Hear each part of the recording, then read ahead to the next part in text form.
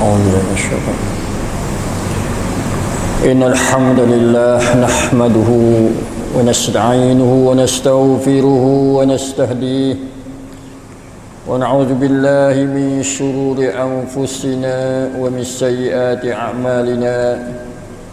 من يهده الله فلا مضل له ومن يضلل فلا هادي له. أشهد أن لا إله إلا الله وحده لا شريك له وأشهد أن محمدا عبده ورسوله. اللهم صل وسلم وبارك على نبينا ورسولنا محمد وعلى آله وأصحابه ومن تبعهم بإحسان إلى يوم الدين. أما بعد، فيا أيها الذين آمنوا اتقوا الله واعلموا أن الله مع الذين اتقوا والذين هم محسنون. Sidang hadirin ahli Jumaat yang dimuliai dan dirahmati Allah sekalian, alhamdulillah, syukur kita kepada Allah Subhanahu wa taala yang Allah telah memberi rahmat dan nikmat kepada kita, terutama nikmat al-iman, nikmat al-Islam dan nikmat pengutusan Rasul Muhammad sallallahu alaihi wasallam kepada kita untuk membawa ajaran Allah yang cukup sempurna dan lengkap bagi setiap segi hidup kita sebagai manusia di atas dunia ini. Sedang hadirin jadi hadirat sekalian, bagaimana kita dituntut supaya kita kasih sayang cinta kepada Rasulullah sallallahu alaihi wasallam. Kerana cinta kepada Rasulullah adalah asas kepada agama dan kesempurnaan iman bagi seseorang Muslim. Sebagaimana Nabi sallallahu alaihi wasallam bersabda, "La yu'minu ahadukum hatta akuna ahabba ilaihi mimma siwa min walidihi wa walidihi wan nasi ajma'in." Maksudnya, tak sempurna iman seseorang kamu sehingga aku adalah lebih kasih kepadanya daripada ayahnya, anaknya dan juga manusia seluruhnya. Tetapi di sana, dalam kita mencintai Rasulullah, dalam kita kasih sayang kepada Rasulullah sallallahu alaihi wasallam, di sana ada pantang larang bagi orang yang cinta dan kasih kepada Rasulullah yang sebenar, yang diantaranya sebagaimana Nabi kita Muhammad sallallahu alaihi wasallam sebut dalam hadisnya yang sahih, iaitu lari daripada kita melampaui memuji Nabi kita Muhammad sallallahu alaihi wasallam. La tutruni, jangan kamu memuji aku secara melampaui kama atrat an-nasara Isa bin Maryam, sebagaimana orang-orang Nasrani Kristian dia melampaui memuji Isa anak Maryam alaihi salam. Kerana orang-orang Nasara dia memuji Nabi Isa secara melampaui sehingga mengangkatkan Nabi Musa sebagai Tuhan, yang membawa kepada syirik dalam agama. Sebab tu Allah Subhanahu wa taala tersebut di dalam Al-Quranul Karim, "Qul ya ahlul kitab la taghlu fi dinikum." Hei orang-orang ahlul kitab, iaitu Nasara terutamanya, jangan kamu melampaui dalam agama kamu. Melampaui memuji Rasulullah sallallahu alaihi wasallam adalah boleh jadi akan menjadi sebab kepada mempertuhankan Nabi. Sebab tu Nabi kata, "Innama ana abdun." Saya ni hamba. Faqulu Abdullah wa rasuluh. Cukup dengan kamu memuji aku, kata kepada aku, iaitu hamba kepada Allah dan utusannya sallallahu alaihi wasallam. Hadis ini menunjukkan bahawasanya walaupun kita boleh memuji Nabi kita Muhammad sallallahu alaihi wasallam. Tapi jangan melampaui. Jangan kita lajak siapa kita tu mencabuli hak Nabi sallallahu alaihi wasallam.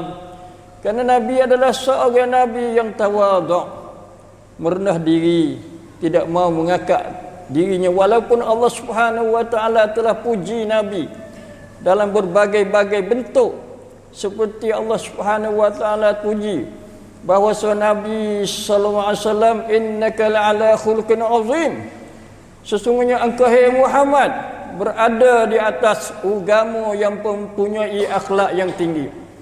Itu puji Allah Subhanahu wa taala kepada Nabi kita Muhammad sallallahu alaihi wasallam. Yang keduanya, Allah Subhanahu wa taala puji Nabi bahwasanya Nabi adalah merupakan contoh tauladan yang baik. Laqad kana lakum fi Rasulillahi uswatun hasanah. Sungguhnya ada pada bagi kamu, bagi Rasulullah itu uswatun hasanah, qudwah hasanah, contoh suri tauladan yang baik, yang kamu hai umat Islam patut dan mesti ambil contoh daripadanya, sama ada dari segi ibadat, dari segi akhlak, dari segi muamalat dan sebagainya. Itu puji Allah Subhanahu wa taala kepada Nabi kita sallallahu alaihi wasallam. Tapi dalam hal itu Nabi dia bersifat dengan wasatiyah, dengan kesederhanaan, tidak melampaui, tidak minta kepada umatnya supaya terlajak dalam memujinya. Sebab itu mari kita sederhana dalam memuji Nabi kita Muhammad sallallahu alaihi wasallam. Bukan arti kita hina, tapi kita ikut apa yang diperintah, disuruh, diajar, dibimbing oleh Nabi kita Muhammad sallallahu alaihi wasallam. Kerana dia kata qulu Abdullah wa rasuluh, kata olehmu bahawa Muhammad itu adalah hamba Allah dan rasulnya sallallahu alaihi wasallam. Yang kedua, pantang larang daripada bagi orang yang mengasihani cinta Rasulullah sallallahu alaihi wasallam, iaitu jangan kita melakukan perkara yang bid'ah, yang bercanggah dengan sunnah Nabi sallallahu alaihi wasallam. Dalam suatu hadis Nabi sallallahu alaihi wasallam dia pesan kepada kita, kepada umat dia, terutama sesudah dia wafat meninggal dunia, dia kata sabda Rasulullah sallallahu alaihi wasallam, man ya'ish minkum ba'di fasayara ikhtilafan katsira fa 'alaikum bi sunnati wa sunnatil khulafa'ir rasyidin al mahdiyyin wa 'addu 'alaiha bin nawajis. Sesungguhnya orang yang hidup selepas pada aku mati, ia akan melihat perselisihan yang banyak akan berlaku di kalangan umat Islam. Maka di hari ini tidak syak lagi banyaknya berlaku perpecahan, perselisihan antara umat Islam, terutama bila menjelang bulan Rabiul Awal. Kita di kalangan umat Islam, kita lihat, kita tengok, kita ikuti, ternampaklah kata ada perpecahan. Walaupun masing-masing menunjuk bahawa kita tu kasih pada Nabi, tapi apakah sebabnya kasih pada Nabi bawa pecah? Ini berlawan dengan dasar Islam. Kerana Islam kita lari daripada perpecahan.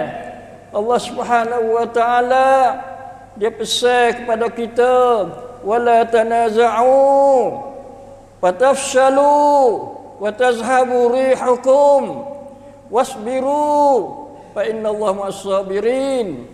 Jangan kamu berbalah. Allah Taala larang kita berbalah. Sebabnya patafshalu, boleh membawa kelemahan kamu dan ketakutan kamu. Bila pecah, kita nak hadapi musuh rasa takut gerung. Kerana kita daripada 100 tinggal 50, tinggal setengah separuh, kerana masing-masing membawa perpecahan dalam masyarakat. Lepas tu batazhabu rihukum, hilang kekuatan kamu. Ini sebab-sebab natijah hasil daripada perpecahan umat yang membawa kepada kelemahan. Sebenarnya umat Islam dia kuat dari segi agama, masing-masing sembah Tuhan satu, masing-masing menghadap kiblat kepada satu kiblat, masing-masing berpegang bahawa Muhammad sallallahu alaihi wasallam Rasulullah, masing-masing membaca dan menghafal dengan Quran yang satu, iaitu kitab Allah Subhanahu wa taala. Itu salah satu sebab bagi kekuatan umat Islam dari segi keagamaan. Dan dari segi bilangan pula umat Islam alhamdulillah sudah ramai di seluruh dunia, nombor 2 daripada agama Kristian. Tapi tak lama lagi insya-Allah dalam 30 tahun 40 tahun lagi umat Islam akan menepati di tempat yang pertama, iaitu bilangan terbanyak daripada agama-agama lain. Tapi sayangnya kita tidak boleh berpadu dan bersatu dalam masalah agama menyebabkan kita menjadi lemah. Dan sebab itulah kita dihina. Dan sebab itulah kita dikalahkan. Kita dipimpin bukan menjadi pemimpin. Kalau zaman Nabi sallallahu alaihi wasallam bilangan tak banyak, sedikit, tapi mereka menjadi pemimpin. Sebab mereka bersatu, teguh pegang dengan wa'tasimu bihablillah jami'a wa la tafarraqu. Tuhan larang berpecah belah. Sini hadirin yang dirahmati sekalian, maka bila seseorang hidup selepas Nabi, maka dia akan tengok perpecahan yang banyak. Maka jalan keluarnya yang dicadang oleh Nabi sallallahu alaihi wasallam, iaitu fa'alaikum bisunnati, adalah kamu berpegang dengan sunnahku, wa sunnatil khulafa'ir rasyidin al-mahdiyyin, dan pegang juga dengan sunnah perjalanan landasan para khulafa' ar-rasyidin. Cuba kita tengok pesannya Nabi sallallahu alaihi wasallam.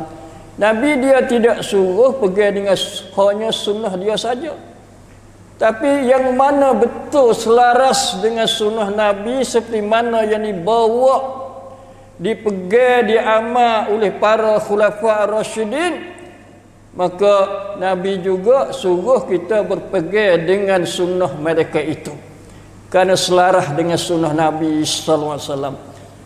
Wa iyyakum wa muhdatsatil umur,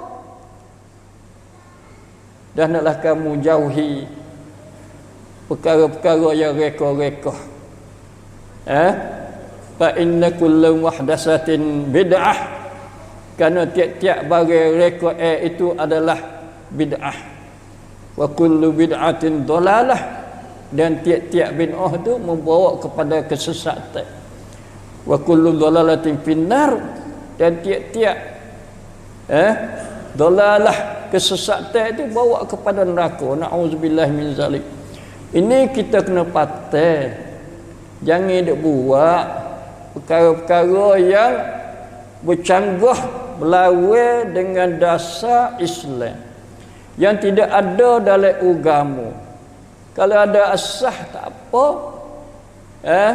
Seperti mana setengah orang dia buat dalil katanya perkara yang Nabi tak buat tu boleh kita buat. Dalil dia iaitu Bilal, seorang hamba kemudian dimerdekakan dan dia jadi muazzin tukabir Rasulullah sallallahu alaihi wasallam. Waktu Nabi Isra dan Mi'raj, Nabi melihat, mendengar suara berjalan kasut Bilal di dalam syurga. Lalu Nabi sallallahu alaihi wasallam tanya Jibril, siapa ni, kasut siapa? Maka jawab Jibrilnya, itu Bilal. Setelah mana Nabi dia jumpa dengan Bilal, Nabi tanya Bilal, apakah yang kamu buat, hei Bilal? Bilal jawab, kata, aku tak ada buat gapo kecuali apabila aku ambil air semaya wudu, aku semaya 2 rakaat. Tu. Jadi Nabi royak kata, bila aku dengar tali kasut kamu di dalam syurga yang aku tu diperlihatkan oleh Allah Subhanahu wa taala. Ini bukan suatu, tidak ada yang lain kecuali ini dia panggil hadis takriri. Hadis yang ada 3 jenis. Satu hadis qauli. Pak Nabi kata innamal a'malu binniyat. Itu hadis perkataan. Yang kedua hadis fi'li, hadis yang Nabi buat. Misalnya kita katakan Nabi sallallahu alaihi wasallam ya'takifu fil ashr awakhir min Ramadan. Nabi itu dia iktikaf pada 10 akhir bulan Ramadan. Yang tiganya hadis dia panggil pengakuan Nabi. Nabi tak ada lari, tak ada suruh. Dan bila sahabat royak gapo Nabi duduk dia, itu dia panggil satu hadis. Satu jenis praktik hadis. Kan jomrab kon Nabi to kan kratam kom banda sahabat luakan klau kon sahabat. Banyak contoh-contoh dia. Bila kita mengaji hadis, kita akan jumpa dengan praktik hadis. Itu bila Nabi mengaku jadi satu sunnah dia. Yang mana sunnah dia mempunyai 3 peringkat, 3 perkara. Sedang hadirin jadi hamba sekian, siapa-siapa yang cuba mengadakan dalam agama, maka bercanggah dengan dasar agama. Bila bercanggah bahawa raddun, maka dia ditolak. Walaupun kita royak kata kita kasih pada Nabi, tapi bila kita mengada-ngadakan sesuatu yang berlawan dengan dasar agama, maka ditolak. Walau kasih tinggi mana pun, orang kasih pada Nabi, dia kena patai larang perkara yang dilarang oleh Nabi sallallahu alaihi wasallam.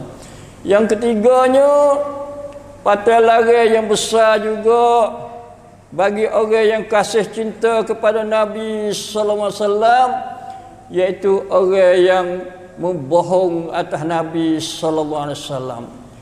Sebagaimana Nabi bersabda, man kazzaba alayya muta'ammidan falyatabawwa maq'adahu minan nar.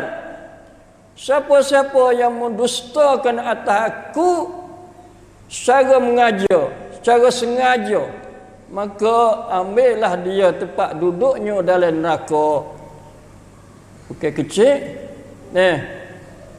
Apakah seseorang itu berani membohongkan terhadap Nabi sallallahu alaihi wasallam? Memang ada. Kalau kita cek tengok hadis-hadis palsu, banyak dikeluarkan, disebarkan di dalam masyarakat. Walaupun tujuan baik, tujuan untuk menarikkan manusia kembali kepada ajaran Islam. Ramai yang dia tu cuba buat hadis palsu, tujuannya nak bagi manusia sedar sesuatu perkara. Tapi bila jadi palsu, kalaulah buat dengan sengaja, maka tidak syak lagi membawa kepada bawa kepada neraka, na'udzubillah min zalik. Itu di antara patai larang. Kita cukup dengan hadis sahih, kita cukup dengan hadis hasan. Kalaulah tidak ada hadis sahih, hadis hasan, dari segi fadailil a'mal, di segi kelebihan amalan-amalan, boleh dibolehkan setengah ulama untuk kita mengambilkan hadis-hadis yang dhaif, untuk kita menggalakkan manusia itu membuatkan sesuatu perkara yang baik, yang mendapat pahala dengan syarat tertentu. Syarat jangan kita sandar kepada Nabi secara sebenarnya. Kerana boleh jadi hadis dhaif tu hadis maudhu'. Kerana Nabi tak kata boleh jadi. Tapi kalaulah tidak ada hadis sahih, hadis hasan, dibolehkan oleh setengah ulama hadis kita mengambilkan hadis dhaif. Itu 3 perkara patai larang bagi orang yang kasih cinta kepada Nabi sallallahu alaihi wasallam. Dan kita jangan amal dengan hadis maudhu', hadis pelam. Kita jangan ambil buat amal kita. Dalam masyarakat yang banyak hadis-hadis ni, seperti setengah orang tu hari sabda Nabi sallallahu alaihi wasallam, an-nazafatu minal iman. Kebersihan itu setengah pada iman. Walaupun makna dia betul. Kerana ada hadis sahih kata at-tuhuru syatrul iman. Kesucian itu separuh daripada iman. Kalau kata an-nazafatu minal iman, betul di segi makna, tapi Nabi tidak sebeda, Nabi tidak kata an-nazafatu minal iman. Ini bukan kata-kata Nabi, bukan hadis. Hanya kata-kata hukama, kata-kata orang bijak, kata-kata orang yang nampak katanya bersih ni adalah salah satu di antara ajaran Islam kita. Sebab tu kita tak ada kena sandarlah kepada Nabi sallallahu alaihi wasallam. Kerana hadis-hadis sahih banyak lagi di segi kebersihan, begitu juga ayat-ayat Al-Quran Karim. Sedang hadirin yang dihormati sekian, yang keempatnya patah larang yang kita tidak patut buat bagi kita nak kasih pada Nabi sallallahu alaihi wasallam, iaitu kita deraka kepada Nabi. Na'udzubillahi min zalik. Nabi sallallahu alaihi wasallam bersabda, kullu ummati yadkhulunal jannah illa man aba. Semua umatku akan masuk syurga belaka. Masya-Allah. Alhamdulillah, termasuknya puak kita insya-Allah taala akan masuk syurga dengan sabda Nabi sallallahu alaihi wasallam ini, tapi illa man aba, kecuali orang yang aba. Sahabat-sahabat ya tak faham gapo makna aba. Maka Nabi jawab katanya, man ata'ani dakhalal jannah wa man asani faqad aba. Siapa-siapa yang taat kepada aku, maka dia masuk syurga, dan orang deraka pada aku, maka dia tu adalah orang aba. Aba makna orang degil, tak seikut, tak taat kepada ajaran Allah dan Rasulnya sallallahu alaihi wasallam, maka sudah tentu dia tidak berhak akan syurga Allah Subhanahu wa taala. Kerana Allah Subhanahu wa taala ayat dalam Quran kata, wa may ya'sillah wa rasulahu faqad dhalla dhalalan mubina. Siapa-siapa yang buat maksiat, deraka kepada Allah dan Rasulnya, maka sesungguhnya orang itu adalah dia sesat secara sesat yang nyata jelas. Itulah di antara patai larang yang banyak lagi kita kena patai, kita kena dilarang berbuat sesuatu perkara yang bercanggah dengan kasih kita kepada Nabi sallallahu alaihi wasallam. Aqulu qawli hadza wa astaghfirullah li wa lakum wa lisairil muslimin wal muslimat min kulli dhanb fastaghfiruh innahu wal ghafurur rahim.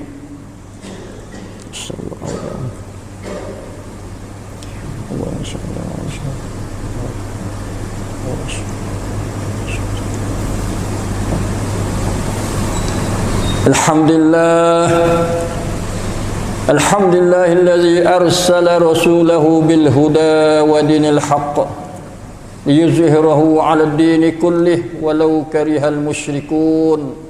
Wa asyhadu an la ilaha illallah wahdahu la syarika lah wa asyhadu anna Muhammadan 'abduhu wa rasuluh. Allahumma salli wa sallim wa barik ala nabiyyina wa rasulina Muhammad wa ala alihi wa ashabihi wa man tabi'ahum bi ihsan ila yaumiddin. Amma ba'd. Fa ya ayyuhallazina amanu taqullaha haqqa tuqatih wa la tamutunna illa wa antum muslimun wa'tasimu bihablillahi jami'an wa la tafarraqu. Qala Allah ta'ala, inna Allaha wa malaikatahu yusalluna 'alan nabi ya ayyuhallazina amanu sallu 'alaihi wa sallimu taslima. اللهم اغفر للمسلمين والمسلمات والمؤمنين والمؤمنات الأحياء منهم والأموات. اللهم أعز الإسلام والمسلمين. اللهم أعز الإسلام والمسلمين وأذل الشرك والمشركين ودمر أعداءك وأعداء الدين. اللهم اجعلنا هادين مهتدين غير الضالين ولا مضلين سلما لأوليائك وحربا لأعدائك. اللهم أعنا على ذكرك وشكرك وحسن عبادتك. اللهم أعنا على اتباع سنة نبيك الكريم صلى الله عليه وسلم. اللهم اشف مرضانا وارحم موتانا وأنقذ مستضعفين برحمتك يا أرحم الراحمين. اللهم عافنا من كل بلاء الدنيا وعذاب الآخرة. ربنا لا تزغ قلوبنا بعد إذ هديتنا وهب لنا من لدنك رحمة إنك أنت الوهاب. ربنا ظلمنا أنفسنا وإن تغفر لنا وترحمنا لنكونن من الخاسرين ربنا آتنا في الدنيا حسنة وفي الآخرة حسنة وقنا عذاب النار سبحان ربك رب العزة عما يصفون وسلام على المرسلين والحمد لله رب العالمين.